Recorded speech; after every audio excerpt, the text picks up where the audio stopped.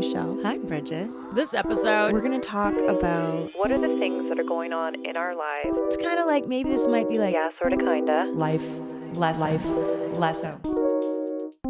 hi. Hello. Hi. Hi. Hi. I almost said I'm Bridget. Let's just be each other. Let's just be All each right. other for tonight. All right. I'm Marshelle. I'm Bridget. And this is Yeah, Sorta, Kinda.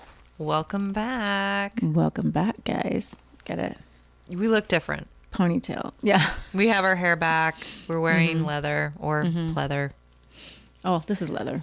This is fake. Vegan leather. Yes. But I like pleather or vegan leather. I like that. I don't know. I don't think I meant to. Isn't pleather the shiny stuff? Is it? I thought it was the same thing. Maybe. Okay, well, Maybe for it's those different. not watching, I'm not wearing like a shiny leather coat. She's not wearing a dominatrix outfit. It- She's just, But that's where my mind I went. may own one. Huh? You'll never know. I You'll said I never may know. own one. No, like, I mean, truth be told, these are our outfits that we wore for our Halloween episode, minus the slash wig and hat, minus the Axl Rose wig and bandana. And sunglasses. Because we had both mentioned, we're like, these are outfits I'd wear in real life. I know. It's like, that's not really There you go. Proof. all that different. Yeah. And I Hey, used, and used sorry. to, I did wear like I would wear a scarf over my head sometimes. And I've seen pictures. yeah. So cheers to you, Bridget. Cheers. Look I've at got that. my no drama llama today. You've got what? I Head love witch? that. Head witch. Because How many cups of coffee have you had today, Marshelle? quite a few. Have you counted? You have no idea? I think, well, I had a couple of half calf, but I just do that because I can lie to myself and tell myself I can have more. And I do have decaf once in a while. Because listen to me, I think I'm talking really fast because I like the ritual of it. But this is full strength, as was the last one, as was the first Oh, one. So I think I've had like 5 cups of coffee today. I think so. This is my third, and only because you guys, Marshelle peer pressured me. I did. 100%. Like this, 100%. You know what? I think this came up once. Did you know that I had quit drinking for like 2 years, and Marshelle? This is the beginning of the Bridget Marshelle Nights, And that's what this, yeah. Exactly. which I feel like this episode is gonna be reminiscent of that. yeah. But she was like, "Ugh, what's the harm? Drink some coffee. Why aren't you drinking vodka? Yeah, have drink some vodka with me. Come on, it'll And be I was fun. like, I don't know. I guess I can't give you a good reason other than maybe I'm just like, at this point, I'm proud that I've Yeah. reached multiple years. It's not like I didn't have like an alcohol problem. It's more like I had one really, really bad experience with margaritas. I didn't know where this was going. Nobody does. I can't, you guys. I cannot drink margaritas. They are I used to love that. like high level danger for me. It's the sugar content. It's what tequila does to me. It's you put those two together and then suddenly I can't feel that I'm getting drunk, and then all of a sudden I like black out. Whoa. What I realized later for me, because I wasn't a big rum drinker or anything, I usually drank. I usually drank. The drink. I usually would drink Jack Daniels or Maker's Mark. Maker's or- Mark. Yeah, or tequila. I went through a tequila phase. But I didn't know that about you. I'm listing off what I used to drink. I don't think we've ever talked about how we used to be whiskey girls. I was a whiskey I girl. totally went through a whiskey phase. Loved it. Why am Loved I not it. surprised? Then I went to me. I think I just always thought you were like a vodka girl. Now that I think about it, how funny. I was I not didn't a know until Vodka until Bridget Marshelle Nights. Until Bridget Marshelle. Vodka it started. is the first liquor that made me really sick, and I went years without drinking any vodka whatsoever. Do you know what it is about vodka? Why I switched to vodka? Calories. Yeah. So I'm totally sure right. you convinced me. You were like, what? Because I probably was like, well, I also like don't need it because I don't want to get like put on extra weight. And you're like, but so drink vodka. Yeah. So you're wondering, you're like, I always thought you were a vodka girl. I know I did. But You made me a vodka girl. well, I think I'm proud of that. But what I was going to say was what I found out I couldn't drink was rum. And I went to, because I'm hypoglycemic, and you are too. Same. So when you said It's sugar, it made me think about this. My friends and I had gone to this rum bar. Sorry. I can't remember. It's okay. I can't remember what it was called. It's closed now. But that was, I mean, I was pretty funny, I got to tell you. Everybody was like cracking up but because of the sugar content. Man, It was literally made from fermented sugar. yeah, it was. I didn't even consider that would be so bad for me. And boy, whew, was that what I did? I passed out. Would What wake were you up. drinking? Were you drinking it mixed with anything? What was Yeah, that? just like Mai Tais, or something like that. I don't know what they're I called. feel like that's some of it right there is what Pina coladas. what little drink package is it being delivered to your system in, and if there's a ton of sugar in that. The thing about these margaritas at this particular bar is, first of all, they were just really, really, really strong. And second of all, I have a weird way of metabolizing alcohol. I don't know if it's that weird, but like, it's really like it just doesn't hit me, and you wouldn't know I've been drinking until I'm past the point of no return. It's like there's no I'm kind of real like that. build up. It's kind of like, and we're sick, Yeah, that and we're good, and we're vomiting. yeah, that is it. And you can't really tell that I'm drunk, that I've had too much to drink or whatever. That Or any to drink. anything to drink, really. I was You just guys, always, I'm drunk right now. Can you tell? No. Actually, I haven't had a drink in, I don't even know. a little bit. I haven't had a drink in years, which is astounding to me. But yeah, like you couldn't tell up until hit some point. Until that was it. But I would never was one to drink till I blacked out. Anyway, that was, and I didn't even black out with point the. is kind of like this was a physiological reaction more than a drinking too much. I mean, I guess if you're blacking out, yeah, you've had too much for your body. Yeah. But yeah, I wouldn't say it was like, I think I had 4 margaritas. Oh, that is a lot. Is it enough to black out? For me, no, it's not enough to black out. I know some people It in my could have been family. 5. Well, then that might do it. Yeah. Not for a lot of people, but for some people. I have a question for you. Okay. Okay, you ready? All I right, want to know what you think about twin flames. Since we've been talking about, over these past few weeks about like... Yeah. First of all, if you hear galloping around, these are just my cats playing. So just, they're not horses. So, okay, I'm going to have to reference the Haunting Connections episode we did a couple back, or a few back, just to kind of, because it was actually, I didn't mention this connection on that episode. I had a particular connection with someone. It was probably the first I would consider telepathic. And it was so astounding and so life-changing and such a shift in my perspective that is when I first came across the concept of twin flames. And I did a bunch of research. And so my understanding is I now look at soulmates as people that are kind of like soul families. Like they can come and go. They can usher in lessons. It's maybe something a little more temporary. And then my understanding of twin flames is more of a, you may be in the same lifetime, but you may not have a romantic relationship. Right. But that the idea, I guess, is that you guys were literally 2 parts of the same soul. That's how a lot of people interpret it. I don't know about that for me. Like if I feel like I split as a soul and there's like a counterpart out there. Yeah, or whatever. I don't know. I know some people also, there's an argument of that's the person you're meant to be with. Some people think they say it's a more romantic thing, and other people think that's the person you might have the most lessons with, and that there's this really strong connection, but that doesn't mean that you're going to stay together. That was something I had read. I can honestly say for me, the jury's still out on what it is. Same. I'm still doing research. I'm still collecting information. I try to like hold lightly to conclusions. Because for me, it's like I had an experience that I was trying to make sense of. It's not like I learned about this thing and then I'm trying to say, oh, well, you know, can I fit something into this? It's really that I had an experience that was so profound for me personally that I was like, this is beyond anything I have a frame of reference for. There's got to be information out there. So I was pretty convinced at the time that twin flame was what it meant. That connection. Yeah, I don't know. Yeah, I don't know. Or like that quote unquote for me, imaginary friend, but it was only ever just a friend.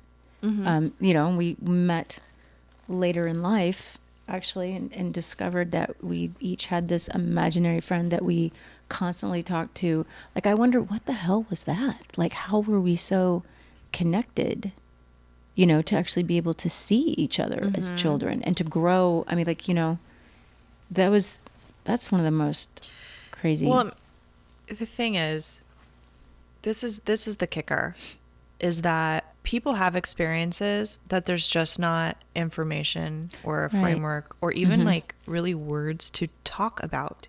And it's part of why we're doing this podcast. It's part of why we're so relieved to have found each other, because then we can even explore these concepts with somebody else. Because for the longest time, it's just like I'm holding it all in and like, or I try to talk to people and they're like, wow, she's too Weirdo. serious for me.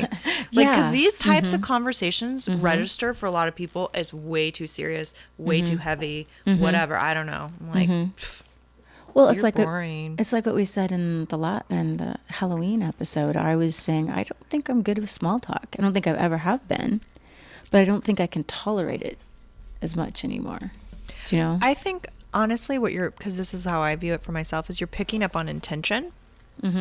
And if someone is genuinely, I actually just sounded drunk when I said that. Did you hear that? Genuinely.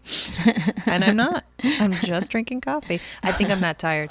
But if somebody's genuinely interested in getting to know the depth of you, you feel that, and you may or may not be interested in revealing. Because sometimes it's like, whoa, back up, buddy. I don't want to be investigated by you. I don't know you. I don't want to.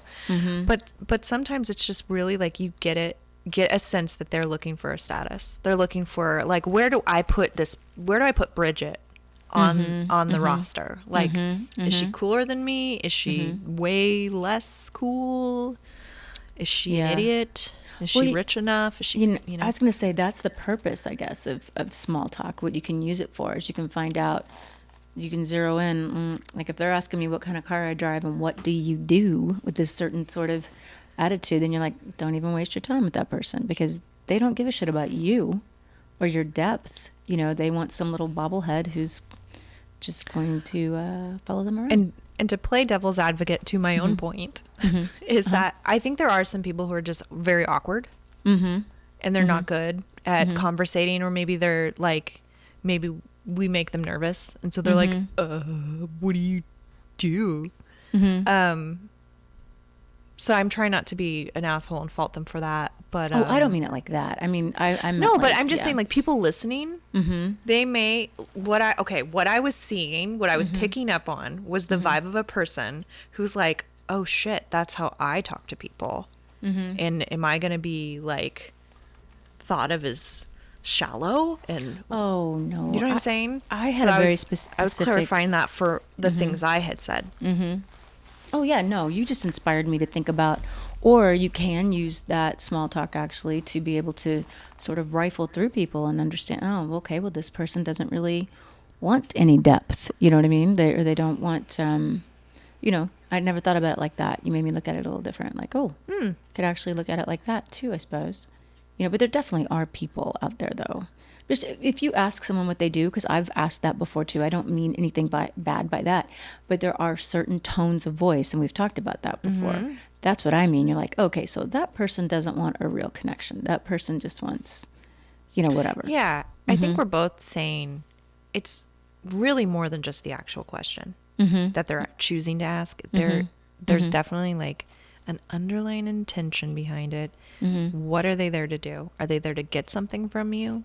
Or are they there to like really investigate the depth of you? Are they truly curious? Yeah. And you can feel that off a person. And I find that that's kind of rare, I think. But boy, when you do find that, when someone's truly curious about you and they want to know about you, you know, and that's a sign there too. Like if people don't ask you about you, like if you're talking to someone and they just tell you all about themselves, but they don't ask you one question. Well, how are you? Or to ask you, how are you? Do you know? I mean, we've talked about that. Like that's a big flag right there of what someone's like. You know what I realized too? I went out on a date with this guy. I don't know how long ago this. I actually forgot this happened. He asked me so many questions, and it was so many personal questions. It had the opposite effect. I was like, he wanted so badly to get to know me that I was feeling like I don't know. It was just like I actually felt like I was in a psychiatrist's office almost, and he was like psychoanalyzing me because there's so many questions. He was just digging, and so I was like, too much curiosity. Well, there's a fine line. I think you know you got to like baby step into that, and you want to get to know and enjoy. And that's what I mean. It's so rare when people actually are truly interested in getting to know you. I will give him that. He was interested in getting to know me, and that was. I did appreciate that. I really did. It just became too much. Too much. You gotta have a balance. Yeah. Gotta have a balance. Because you know what I think? We tend to, like, when we hit it off with somebody right away, we tend to kind of put them on a pedestal. I think so. Absolutely. And I feel like whether you're the one putting someone on the pedestal or you're being put on a pedestal, I personally, I'm always like, okay, well, when are they going to figure out that I'm not so great? No, I'm kidding. But That's like, when are they going to figure out, like, I'm not just like this easygoing, happy-go-lucky, like everything's rainbows and sunshine. When are they going to realize that? Well, I might be a challenge for them. I used to really have that vibe or that feeling of, I'm like, wow, I think I'm too much. It's going to be really hard to find someone. But then I'd also go to that point where I'm like, well, I don't care. I don't want somebody who can't handle, the truth of you. Yeah. I think that's so, gosh, that's such a gift when that actually happens. And you know what, maybe it is random. Maybe, that's harder to find. So when you do find that, hold on to that and, try to cultivate that. But I don't know. I usually have a conversation. When I was dating actively, I'm not, but I would have usually if we talked a number of times, I would have a conversation where I would just kind of let him know, like, hey, just so you know, like, I'm really easy to get along with. I'm non-judgmental. I'm very fun, but I also have a serious side to me. I think very deeply about things. I have an analytical mind. I feel very strongly. I want to explore thoughts, ideas, philosophies. So you'll find that for me, I will ask questions about how something makes you feel. Like I've got it like an investigative personality. I'm a seeker. Like I kind of let them in on it and let them know too, like I want to grow in this life. That's very important to me. And the people I allow close to me are people who also want to grow in this life. And, and then I kind of preface it with like, it's a bit of an acquired taste for some people. And what I mean by that is like, we've talked about this. I've met men that are like, well, I just kind of want like a puppy. Like I want a woman that needs me to guide them. I want, like, they want somebody that's going to be at their beck and call and support them, lift them up. And I told you, I knew this guy that he was like, look, Marshelle, I'm just going to tell you, I don't want an equal. He was like, I know how that sounds. He was like, but I really do want, he's like, you're an equal. He was like, I want a woman.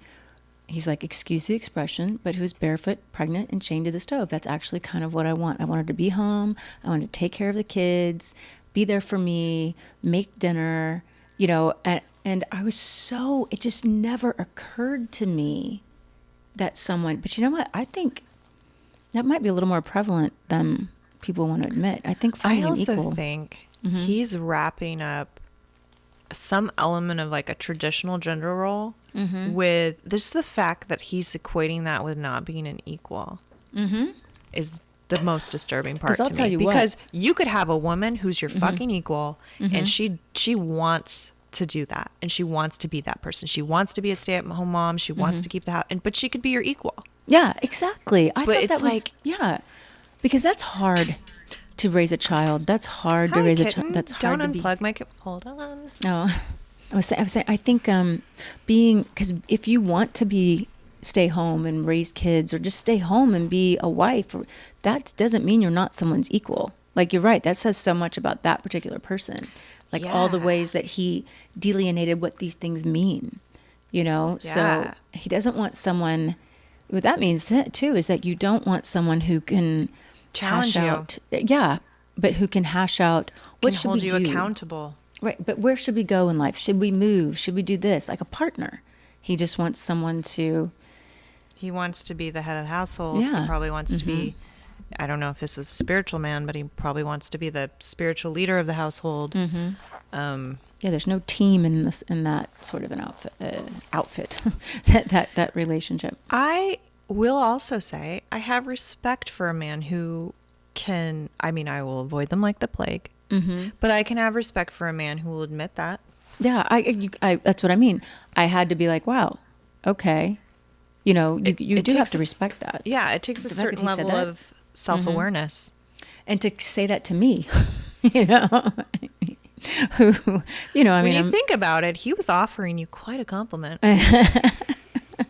yeah, exactly. I guess so.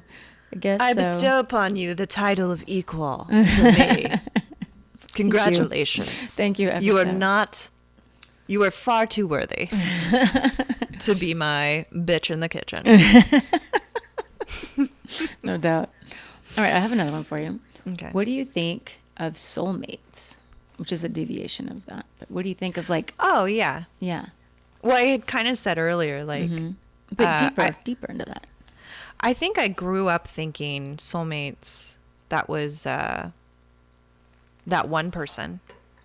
And we all have one. And that's like your person. And then you guys are looking for each other in this life. And then you get married and live happily ever after. I Yeah. probably combined it with some like Disney princess stuff. Cinderella or Something. Sleeping Beauty. Nowadays, I think more in terms of, I mean, I use the word soul family, but I almost feel like I want to find my own wording since we're going to go deeper. There are certain people that it feels almost fated or destined that your paths will cross. And maybe that, maybe it depends on choices you've made. Yeah. But maybe like, oh, I'm not going to holler back to a past episode. That's too much. But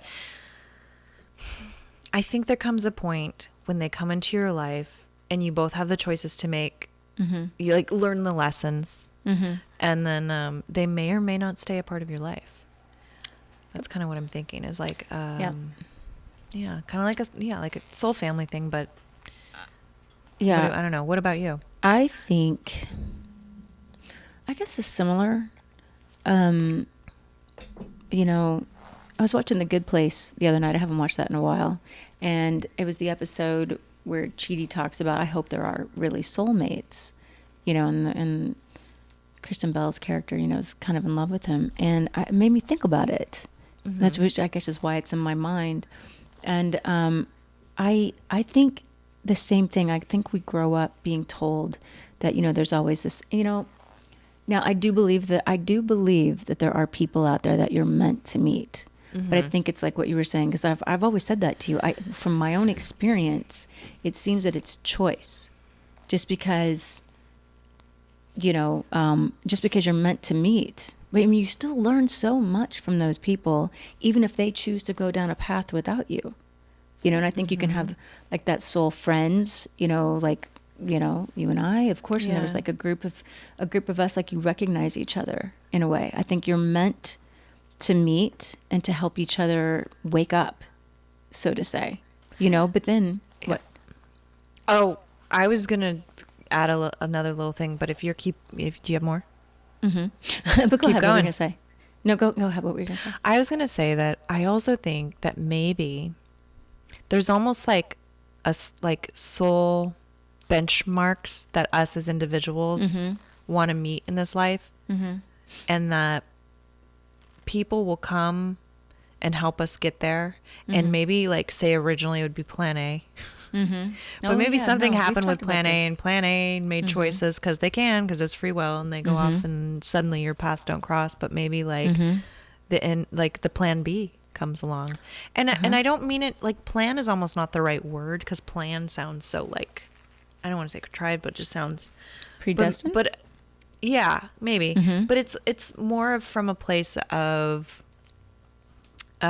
fulfillment of intention. And maybe even law of attraction vibes. Like, I almost wonder if it isn't that you're gonna complete these tasks, but whatever players need to be will show up when needed, and it may not be like so specifically destined that it's like that guy. No, I think there's maybe a few people you could actually be happy with, but it depends on the choices that they make. I do think there's markers. I've said that to you too. I think like, and they're meant to help you along that way, but it is choice. I think everything kind of comes down to choice. You have to, do you want to be who you're meant to be? Personally, for me, that's a drive. Like, I really want that. Now, I do believe Tommy and I were meant to be, so how do you explain that? I don't know. Do you know what I mean? Yeah. I wonder how I would answer that question if I was in a relationship. You know what I mean? Like, I wonder how I'll feel, because eventually I will be, I'm sure. So I wonder what I'll think of it then. It depends on, I mean, is it weird? I actually was having a conversation with my neighbor earlier today about not necessarily soulmates, but this idea of being in a relationship with someone, if you know, and I don't mean from a lonely place, but if you know it's not going to be a forever person, but being in a relationship with somebody and you know it's going to be at least like usher in lessons, and then that there'll be a natural ending. But I was saying that I feel like the challenge of being an intuitive person, when you can sense that, is like, isn't there a part of you that almost just wants to avoid it altogether? And she was like, but what would life be? I was like, oh my God, you're so right. What would life be if we avoid the things because we know it's going to hurt, or we know it's not going to last forever? That's if we avoided those things. Yeah, that's then why people settle in relationships. It kind of all leads down that path a little bit. I think if you have a really beautiful connection with someone, even if it's not the person, and you just kind of know, this isn't the one that you're going to spend your life with, but man, it could be really beautiful while you're together. Then you got to do it, I think. Because it is, then that's almost the same thing as knowing that you're in the wrong relationship, but you're just going to stay there so you don't get hurt by other people, or you don't hurt that person, or you, it is similar. I don't know. Yeah, I thought that it'd just be kind of fun to throw those little questions at you to see, especially now, because I know what we used to say, years ago when we would talk about these things. And then like to talk about it now with very different perspectives, of where we are in life. I would almost venture to say different circumstances, but maybe not so different in perspective, like different circumstances. My outlook on soulmates has changed to an extent, but I don't know. Like, I feel like the biggest difference is when you met, I was in like this long-term relationship, and as were you. So I'm thinking, our circumstances have changed greatly. But even the perspective a little bit, I would argue, because because, you know, just the way love was being looked at back then. I know for me, I knew that I wasn't going to spend my life with that person. Mm-hmm. Do you know? But I did stay in it because I didn't want to hurt that person's feelings. And then there was this moment of feeling trapped on my own, of feeling like, how am I ever going to be happy if I sit in this because I don't want to hurt this person, Right. You know, and that's when I finally did come to that point of like, I need to be alone for a long time. And I was, and to be able to kind of find myself again, my strength and my resolve in that sense of, and then I really did get to that point where I was like, I'd rather just be alone. But then, my friend died. That was, the one that, I had that connection with. And that was soul changing. That was life changing. And then I met Tommy. And it brought back a lot of beliefs that I had as a child. Kind of showed me that a lot of things were true. That there's a magic to life. That, you know, it's not always easy, but it's yours. And you've got it. You can't give up hope. You know, you really can't. And I think, I do believe in good and evil. And I do think from the things that we've learned, where they say that evil tries to take away your sense of hope. I believe that. Mm-hmm. I believe that. You know? And like make you feel isolated. Yeah, and make you feel isolated, and that you're stupid for thinking there's someone out there for you, or whatever it is. You know, that like something is wrong, you know, or that that's just not real. You know? So. Mm-hmm. Mm-hmm. Mm-hmm. It's interesting. I would say one of the most drastic changes about where I am now compared to where I was in my younger years is my comfort level with being alone. Oh, I used to be really, really incredibly uncomfortable being alone. And I don't just mean like whether or not I'm in a relationship. I mean like alone in a room. But when you think about all of the things I was sensing, I mean, and yes, I mean it that way, listeners and viewers, it makes a lot of sense because it was just, I felt accosted and my senses were being overwhelmed. And, you know, when you're with someone around you physically, it definitely... It drowns it out a little bit. Yeah, but it's, you know, because we just said the thing about, you know, evil and isolation. It's like, oh shit, yeah, I didn't want to be isolated. It was terrifying to be isolated. Yeah. Yeah. And you know what? I want to say that something. did translate into relationships eventually as I got older. I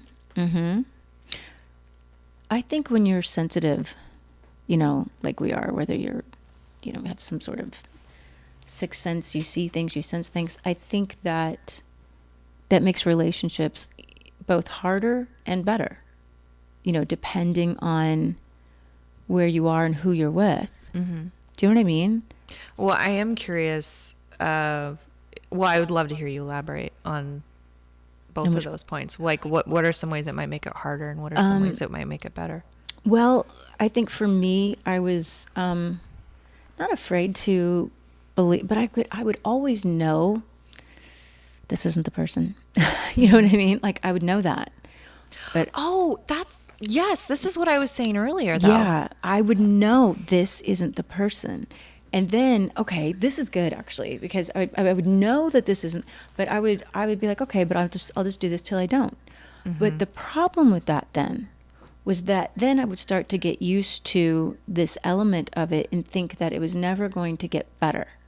Oh. Do you know what I mean? Yeah. Or that it was never... Like, this is just what relationships are. This is just what relationships are. And you're being unrealistic about what you think is out there. Do you know? Yeah. But I did, Bridget, I knew every time, no matter how, you know, but there was always a part of me, and we've joked about this before, though, that would never completely open my heart. And that's the truth. There was always this little bit of a wall there. And, you know, I guess it just wasn't the right person. You know what I mean? I mean, so I couldn't. And then there's still this, like, I know when Tommy and I met, it was like, we just wanted to learn each other. Let's just do this. Like right away, we just kind of knew and we jumped in, but we're like, we'll just learn each other. You know, and sometimes that's messy, but it's still beautiful and it's still good, you know? It's amazing, actually, to have someone that really has your back. And, that's what I'd have to say about that. Mm-hmm. You know, it's interesting because you and I are speaking in such a Bridget Marshelle way, and it's very easy to forget that we're actually taping this. Mm-hmm. The things that I'm starting to hear and see, like intuitively, like the conversation would be different if we weren't being recorded, because we're privy to information about each other and about our own lives that I wouldn't reveal publicly. Right. Mm-hmm. But I'm having this little... Oh my God, that's loud. Having this little flashback. Oh, of which part? Like plan A, plan B kind of thing. Mm-hmm. I do think there's a plan A and a plan B. I do. Well, and I think that for me, when my plan A no longer became an option, I really kind of dug my heels into my current, at that time, circumstances. Like the timing. I was just, what I was happening as you're talking is I was kind of seeing this the timing of how all that unfolded for me in my real life. No, same here. Same here. So, and by that, I can kind of elaborate maybe just a little to give people an example in some ways, or to have an idea. Like, let's say plan A, you were meant to be, you just know it. You were meant to be with this person, but let's say they die. Let's say they make a choice that, I mean, I'm not saying because they died because of drugs or anything like that. I'm just saying like they died, like whatever happens. So, and then it feels like the world stops. And then, so maybe, you were about to like end a relationship. Maybe you were about to like, because let's just go along this point. Let's say destiny is real. And these two, your plan A and you were their plan A, you guys were about to meet, and then something happens and that person is taken from this world. Going back home, let's say. So time stops, everything stops. So you, being the one left here, ends up staying in the relationship that perhaps you were like, I'm done, and it changes because there's a part of you that's reeling from that. I believe that. Hopefully that makes a little bit of sense to people. Hopefully that's not too... It does to me. Yeah. And then, so another person that you have a soul connection with, when they're ready, when you're ready, you'll meet. But then again, it's like, do you guys choose to go down that path? That's I think that's free will. I think destiny and free will, that's how it combines. Yeah, because I wonder if plan B is like, well, wait, I got to do what now? Yeah, what? Wait, what? What if they're like, I was going to go wait, I was doing this, now I got to do this now? I'm sorry. Am I sure? Oh, I'm sorry.